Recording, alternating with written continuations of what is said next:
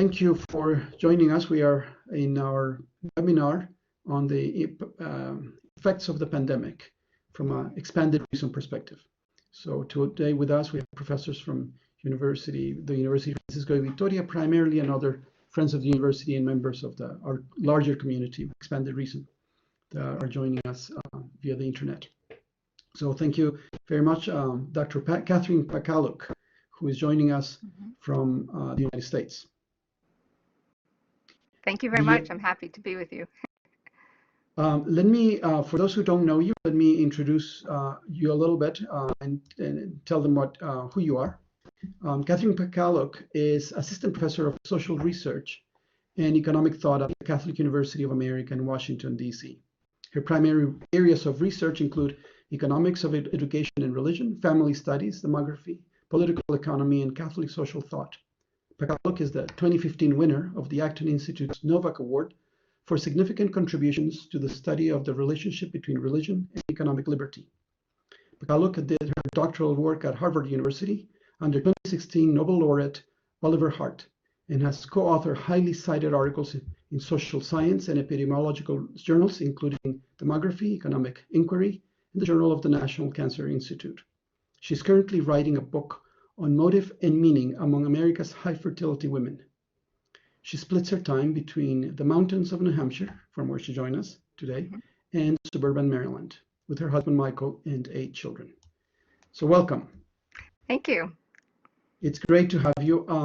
Let me begin by asking you about a broad question about how do you see the impact of the pandemic on your professional life? How it has changed it? Now, of course, I'm not talking about going online.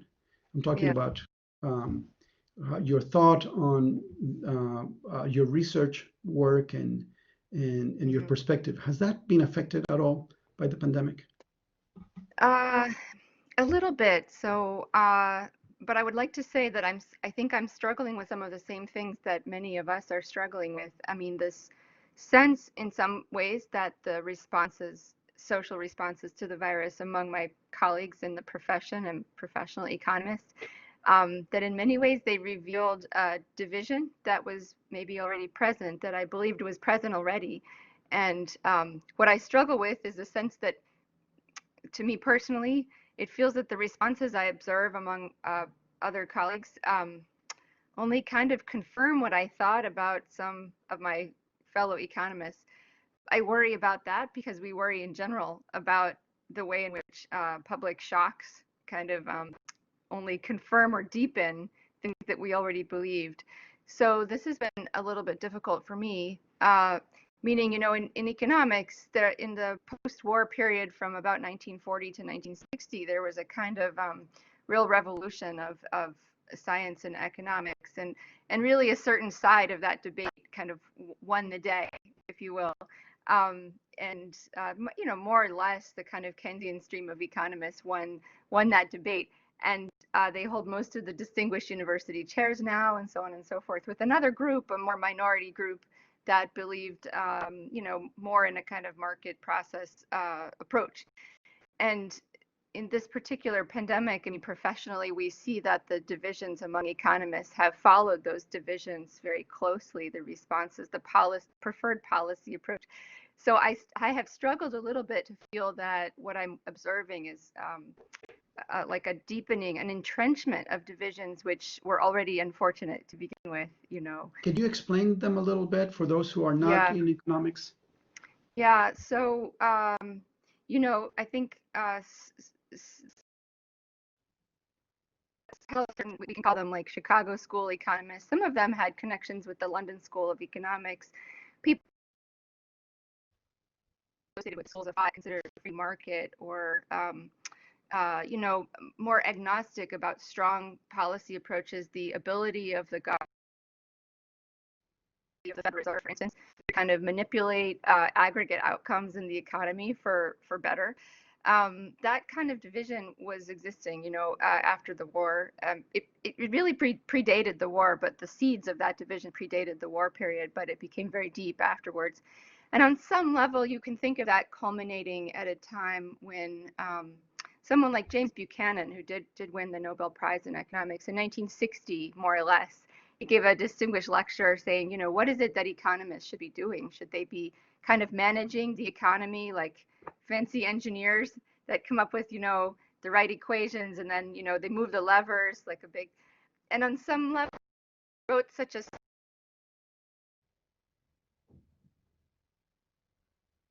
already he was in a sense conceding defeat, that his view, which is that what economists should be doing is studying human action and thinking about all of the things which influence human action, with a little bit more of a humility, stepping back from the idea of controlling the economy like a big machine.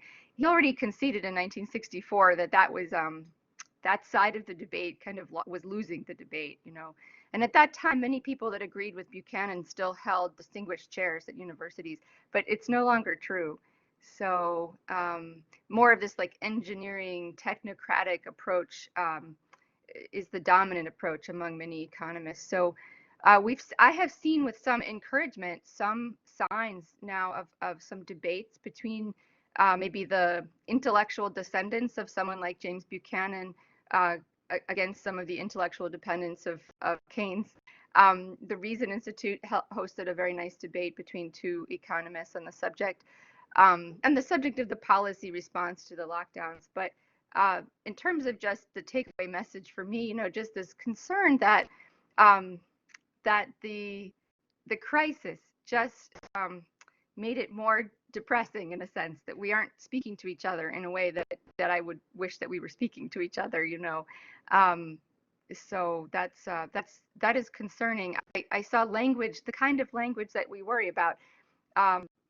People on one side saying the people on the other side are not real scientists.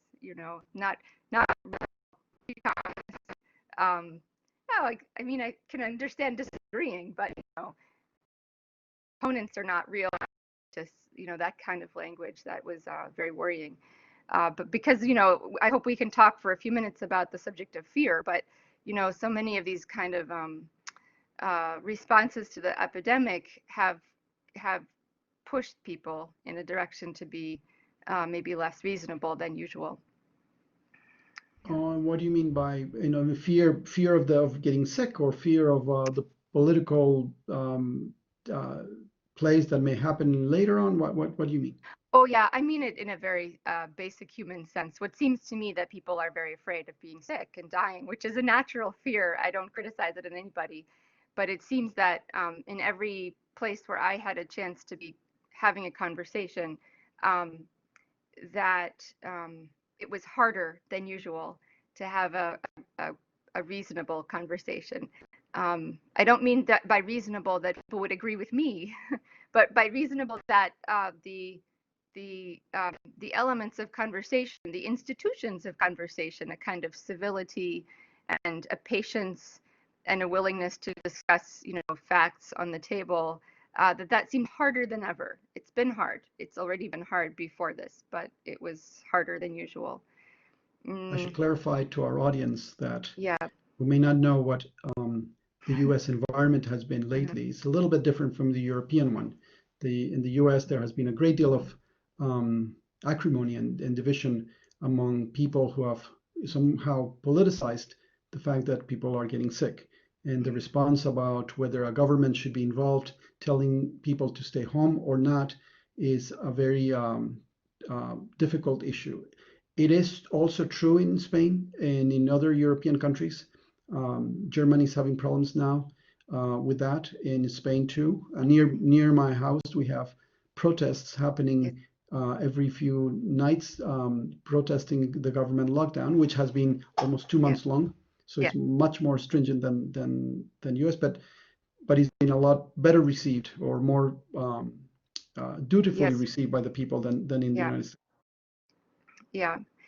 I mean, this raises, this bigger question for me personally. I think somebody that does a lot of science work and that loves numbers like me, I mean, from a young age, at the beginning of this thing in March, after I got my classes set up to teach remotely, I thought, okay, I'm going to roll up my sleeves. I'm going to read everything. There's going to be an answer here. There's going to be enough science, and in another few months, we'll know the answers. So first I just started reading everything, and even in my personal life and in my church community, you had many people asking questions which seemed like just honest questions. Here's a logarithmic growth. Help me understand what these charts look like, and how should I read these numbers? And I thought, like a naive person, the idea is just to explain the numbers. But I was very surprised back in March already that for some people it wasn't welcome to hear just here's how you can read this. And normally in epidemiology, as we do more testing, we discover case fatality rates usually go down. I mean, at the beginning they're very high. We're just testing the very sick people. But just to say this, which is a fact in epidemiology, was made people very angry. And that's when I went home and I thought, okay, this is not a question now of just let's get the truth out. It's much deeper than that, and I'm still thinking about that. I don't know the answer, but Do you it's know much why they were deeper. angry? I don't know. I'm thinking about one particular person that I was in conversation with. She was angry because she said, well, I'm in high risk, and you don't take seriously that I want to be scared. I said, no, I mean, I just, we're talking about the numbers here, and I think it's not as bad as you say. She was very angry. I think she was angry because she was concerned that my point of view, that the numbers, we had reason to be optimistic about the numbers. She was concerned that that optimism would lead to softer policies, and she wanted very strong policies because she was afraid. That's reasonable. It's a kind of reason, but it made the conversation about the numbers almost impossible to have. Yeah. Has your you've been teaching all this time? Yes. Have your students reacted in a particular way, and how have you seen or perceived something different from them or your colleagues, your professor colleagues? Yeah. Generally, apart from these kind of debates I'm describing, I've been involved with a few debates in my community and also in some online. But apart from that, just among my students and my colleagues at the university, I have found what I think is like a deep something I admire in the American spirit in general, which is Americans are very pragmatic. They're very like, well, we're going to solve this. So what are we going to do? So actually, I don't see. I know, there are some pockets. I don't see a lot of resistance to taking reasonable measures. People want to wear. They just want to know, what can I do? So they wear a mask. They stay home. My colleagues are very interested in finding ways that we can teach safely, that we can make it possible for older professors or people who might be at more risk to stay home. I mean, those things are very inspiring and makes me very proud that we have. But I will say that one frustration among some, I would say in academia, it's not so difficult, but in among businessmen in this country, businesswomen, some of the more strict states, the states with more strict policies about business, have made it impossible for some of that American spirit to operate because the business owners are not allowed to find a way, right? So they say, well, look, I have 10 ways that it's going to be safe, but the government says, no, it's not safe. So I think that's what's happening here is you have a lot of like pragmatic enthusiasm, like we're gonna find a way to make this work. And so it's coming up in different places. My students were mostly depressed to lack the human interactions of school. They missed each other, and for me, that was a big moment to discover that the thing I could offer my students wasn't myself. Initially, I thought, because I didn't ever teach online before, so I thought, well, I'll record some lectures and post them someplace, and that way they can do anything they want in the day. They can watch the lecture anytime that they want. But they really wanted to meet together at the same time. And I realized it wasn't that they wanted to see me. They do. They want to see me, but they wanted to see each other. And that was for me very powerful to see that they feel very much the loss of their friends and the physical connection. So they can look on some terrible screen and they see each other. And that was the thing I could give them, because without me leading the class, they couldn't connect. Yeah. Okay. Do you recognize that you any questions that are new to you now, or that you had not asked before, or that seem important to you, but or not important before, but now they do? Yes. Okay. So one that's really interesting to me, it begins in my mind many years ago, maybe now 15 years, when I had a colleague, when I was still in graduate school, and I was expecting my third baby, and I was, pregnant and in the department. And one of my colleagues said to me, "Wow, like the third baby, she said, "Do you think that's healthy for you?" And I kind of, I was a little bit shocked, like and I kind of smiled and I thought, well, of course, like for my legs, it's not very healthy. I have some problems with my legs. But it got me to thinking for a long time about how do we define what's healthy, like what's healthfulness? Because for me, it's a very healthy thing to have, 4 or 5 healthy children. They're happy. Yeah, my body is not the same, but that's the purpose of my body, to give life. Um, but I've realized in the time since then how much more, as scientists, we don't have a holistic idea of health that includes those things. So why with the pandemic? Well, because in the US at least, we've been talking about very long-term measures of change. Like, so we had people in the hospitals dying alone without family members, people giving birth without their husband or other family members with them, and thinking about the elderly being completely isolated. So it made me to think, like, well, the univariable health has to have some kind of broader concept, right? Because we're going to see these suicides and people very depressed because we're not meant to be alone. But in fact, we don't have good measures for what's health in this sense. So for me, that's something that I'm very interested in understanding better, how we can include I don't know, holistic is the word that comes to mind, but it's a little bit of a cliche word, a more rich idea of human health. Okay. Let me ask you one final question. Yeah. Do you have any proposals from your field of study that require real dialogue with other disciplines, perhaps even philosophy and theology, to give a comprehensive, deeper response to the reality we live in?